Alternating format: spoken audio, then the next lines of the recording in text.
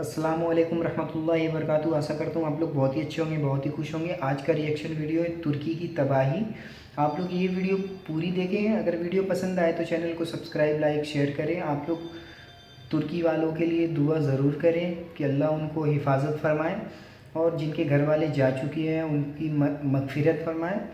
आशा करता हूँ ये वीडियो आपको ज़रूर पसंद आएगी। अगर वीडियो पसंद आए तो चैनल को सब्सक्राइब, लाइक, शेयर करें। चलिए वीडियो को शुरू करते हैं।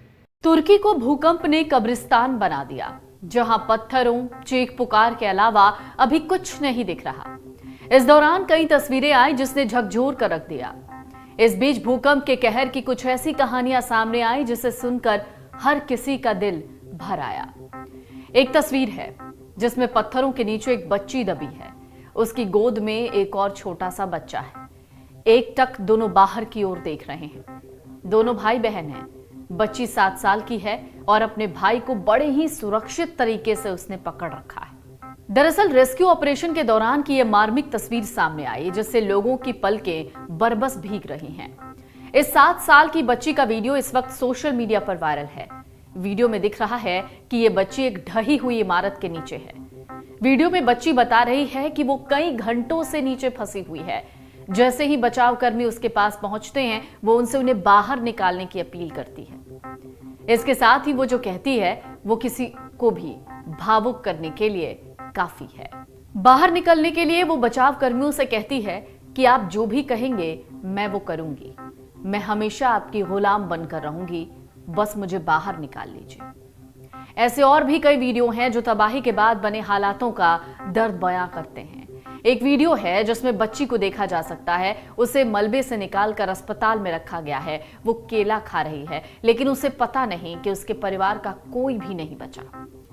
तुर्की और सीरिया से एक दो नहीं बल्कि कई वीडियो सामने आ गए हैं जिनको देखकर समझा जा सकता है कि ये कितनी बड़ी तबाही है। एक और वीडियो सामने आया जिसमें देखा गया कि सीरिया में मलबे में फंसी एक गर्भवती महिला ने एक बच्चे को जन्म दिया। न्यूयॉर्क टाइम्स को 34 साल की खलील अल शमी ने बताया कि सोमवार को सीरिया के जिंदरेस शहर में भूकंप के चलते उनके भाई का घर भी तबाह हो गया। पूरी इमारत मलबे के ढेर में तब्दील हो गई। वो अपने भाई और बाकी परिजनों को तलाशने के लिए मलबे की खुदाई कर रहे थे। इस दौरान उन्होंने अपने भाभी के गर्भनाल से एक नवजात बच्ची को जुड़े देखा। तुरंत उन्होंने गर्भनाल काट दिया। बच्ची रोने लगी। उसे बाहर निकाला गया। मलबे को पूरी तरीके से हटाया गया तो पता चला बच्ची की मां मर गई। बच्ची अभी अस्पताल में है और सुरक्षित है। उनकी भाभी गर्भवती थी और 1-2 दिन बाद ही वो बच्चे को जन्म देने वाली थी, लेकिन भूकंप आने के बाद सदमे के चलते उन्होंने मलबे के अंदर ही बच्ची को जन्म दे दिया। करीब 30 घंटे बाद बच्ची को सुरक्षित बाहर निकाला गया।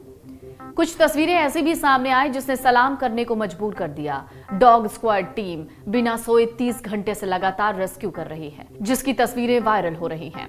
हजारों धराशाही इमारतों के मलबे में दबे दसियों हजार लोगों की टूटती सांस के लिए हर बीत रहा पल बेशकीमती है।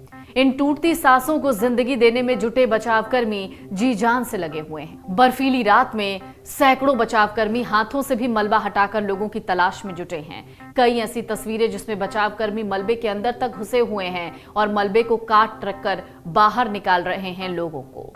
तुर्की और सीरिया में स्थानीय और विदेशी बचाव दल 0 से नीचे के तापमान के बीच ढही टनों, वजनी छतों और दीवारों में फंसी जिंदगियों को बचाने के लिए समय से संघर्ष कर रहे हैं। एक छोटा सा बच्चा जो मलबे में दबा कई घंटों से प्यासा था, उसकी भी एक तस्वीर सामने आई।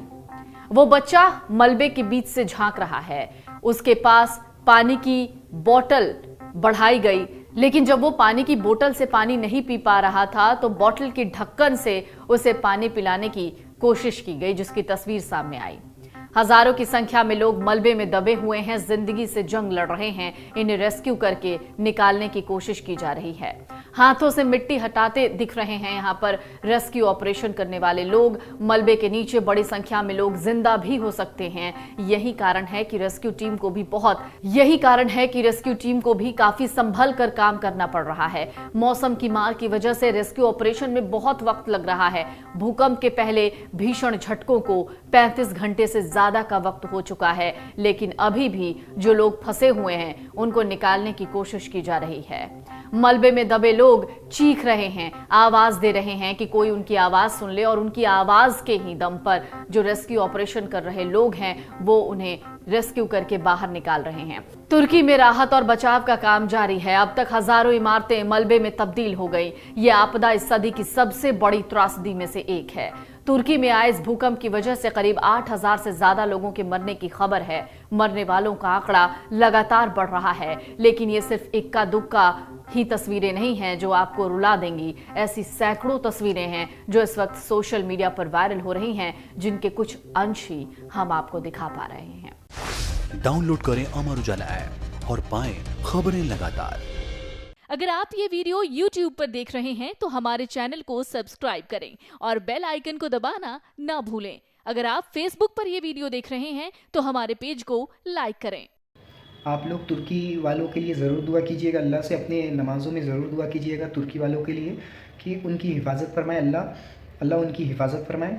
अगर वीडियो पसंद आया हो तो चैनल को सब्सक्राइब, लाइक, शेयर करिएगा। खुदा हाफिज़।